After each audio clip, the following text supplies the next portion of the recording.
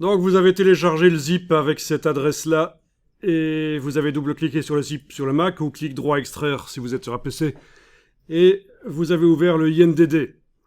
Donc le document ici, il a quelques problèmes au niveau de mise en page, mais il y a des raisons à ça, notamment si je vais voir les colonnes ici, la gouttière n'est pas assez grande entre les colonnes de texte, la taille des caractères n'est pas assez grande. Voilà, l'espace peut-être entre le bandeau ici, le filet et le bord de la page n'est pas assez grand. Bon, il faut savoir que c'est un document qui au départ était en A4 horizontal et vous le connaissez ce document, vous avez travaillé sur lui. Ben oui, c'est lui. Vous le reconnaissez pas? Avec ses petits yeux. Bon, je rigole. Donc c'est un document qui a été passé de A4 horizontal, donc un double page A4 horizontal, vers du format lettre verticale.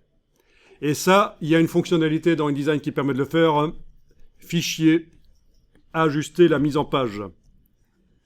Quand vous allez dans Fichier, ajuster la mise en page, vous avez ici la possibilité de passer de verticale à horizontale. Et si vous cochez ceci, ajuster automatiquement les marges, ajuster la taille de la police, ajuster le contenu verrouillé, pendant que vous faites ça, ça va repositionner les éléments, refaire la mise en page. Cette boîte sert également quand vous devez passer d'un document affiche, par exemple, vous avez fait une affiche, vous voulez en faire un flyer, vous avez une affiche verticale, vous voulez en faire un flyer horizontal, vous allez pouvoir non seulement changer l'orientation, mais également la dimension, les proportions. Et donc ça fonctionnera. Je vous laisse tester ça par la suite, mais pas maintenant. Je vous explique juste que ce document, oui, il n'a pas été mis en page comme ça, parce que sinon il aurait été mieux mis en page. Mais on peut l'améliorer et on va parler de différentes choses ici, notamment on va travailler sur les bandeaux, on va parler des lettrines également. Vous voyez ce que c'est les lettrines? Alors les lettrines, en anglais ça s'appelle comment? Les drop cap, je pense. Non, pas les lettrines. Ça serait trop facile.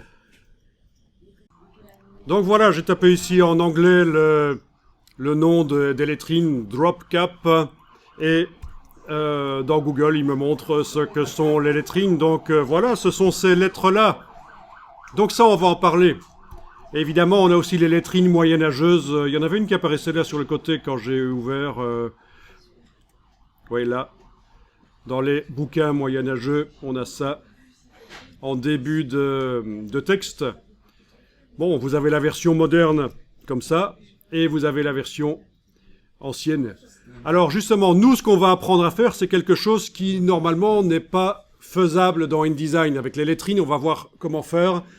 On va voir comment on peut faire sortir la lettrine vers la gauche du bloc de texte et vers le dessus, comme ça aussi. Je pense que d'origine, ça ne doit pas être possible dans InDesign, si je me souviens bien. Donc, il y a des petits hacks de InDesign qu'on va faire. Mais avant ça, on va parler du bandeau qui est là au-dessus.